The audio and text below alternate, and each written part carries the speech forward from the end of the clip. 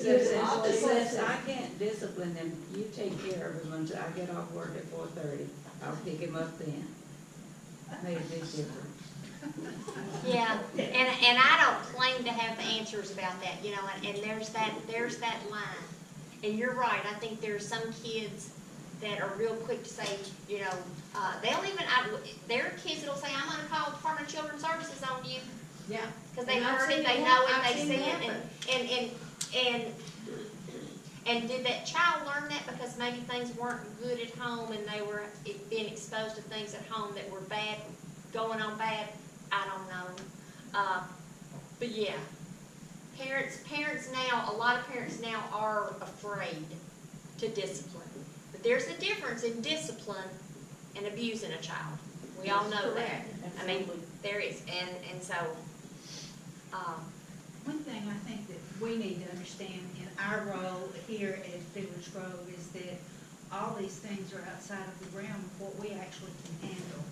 All of those things that we're talking about, we can witness, but we can't do anything about it. It's Right. up to the teacher. that's right. And all we're here for That's is right. to provide a fun place for them, A fun place and be that positive and that good guy. the good guy. Be the good guy. You know, in order to protect, you know, some of the things I'm talking about is just to kind of help you increase your sensitivity a little bit about how, what you believe and what you think a child ought to do and how they ought to behave and that sort of thing. And how you grew up is not necessarily how the children are growing up today. So let me ask you, what are some of your frustrations? I've heard a few. What are some of your frustrations of some of the children that you may be dealing with as they come through here? Jenny had a question. I'm sorry. Yeah, it was a few days ago, we had at the Hermitage, we had a homeschool group come through. Okay, during that time, a couple of kids, the smaller kids, and they were, doing some playing and scuffling around and all like that. And they're swinging from the limbs of some bottom trees and breaking them off. One of our guides went over there and she very diplomatically told them, you can't do that, stop. I mean, you've got to take some action. If the chaperones aren't doing anything, not only for their protection, but you don't want to get sued. And I guarantee you, you find an opening, they'll sue you if something happens to their kids. So you've got to say something, and my question is, what do you say to them? Because you have to step in and do something. Well, and I think if the first option, I think, would be to speak up and say to the chaperone, I need you to help me with these children. You know, if you can't get them. Yes, Jim? I was gonna say, anybody ever done any debt collection? Well, what you do is, when you're trying to collect the debt on somebody, you have ever-increasing levels of authority, you know. So it's a thing. At camp, I was the camp director. I was the one that told the child, you're going home. Now, of course, it was a group decision, but I was kind of put out as the authority figure. Brenda and Jim were the clinical level. Then we had the counselor level before them. So what you've got to have levels. So you work at your level and it doesn't do, then somebody comes behind you at a little higher authority. They say, now, Mr. So-and-so just talked to y'all about this. I am so-and-so, and I'm the person that will escort you to the parking lot if you don't work with the people that are here. There's a point at which you do it. We send counselors home. We did a 129-kid project with the school district, remember that, at Henry Horton, and one of the kids brought a little bottle of schnapps with it. That was a Just Say No program. Just say no, and guess what? Guess who his mama was?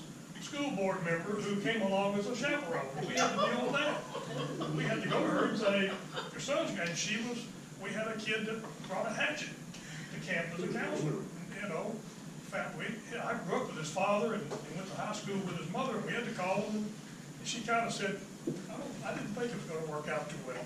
Remember?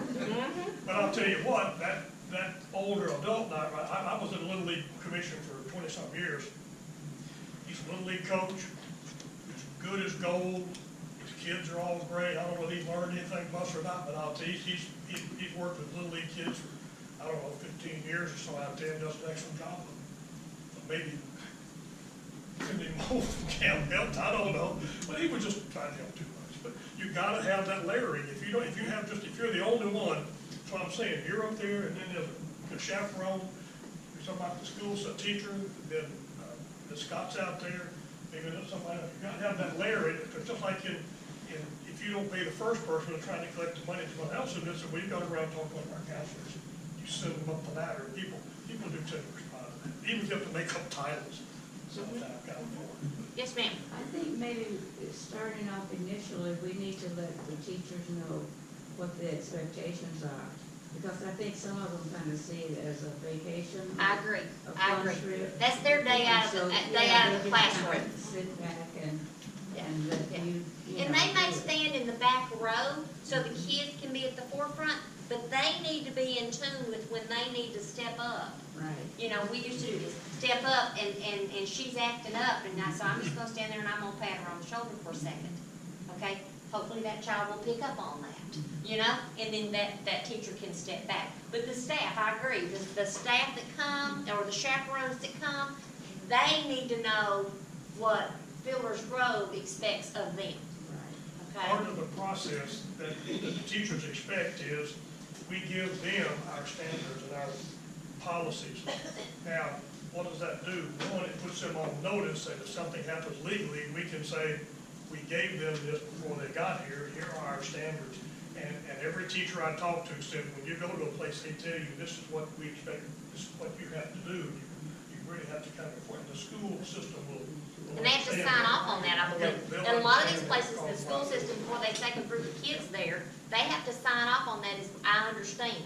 These are our responsibilities if we're gonna take our school groups there, and I think that's something that Ms. Scott, you know, they wanna get toward, you know, and move toward to make that happen.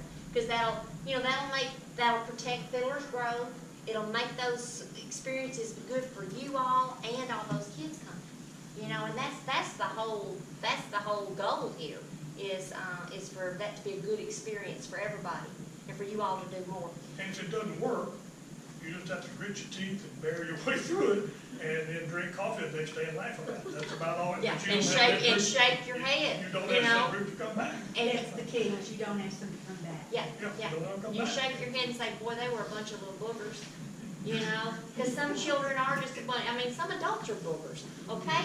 So, right. yeah, I mean, you know, some people are just difficult. Just quickly, just a couple more things, because I know I'm out of time. I've been around him too many years.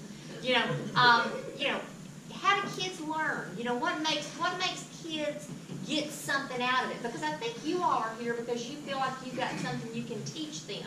You can help them learn. You can make them, get something out of it. Just like I used to get things out of my great-great-grandparents, listening to them talk, because that was a cool experience. You know, I think kids of this age, you know, we talked about, I think Gwen said that most of your kids in Pioneer days are like fourth graders. You know, so that age group, you know, they really like to be involved in stuff. They like to, you know, be participating, whether it's be answering questions, if it's safe and doable, where they can have a little hands-on, you know, to be part of that. They enjoy that. They learn from that. And kids, they love positive attention. We had a staff member that used to work with us, and she said, if you can catch them being good, you brag on them. Everybody loves positive attention, so giving them positive attention anytime you can. The attention span, you know, kids are only going to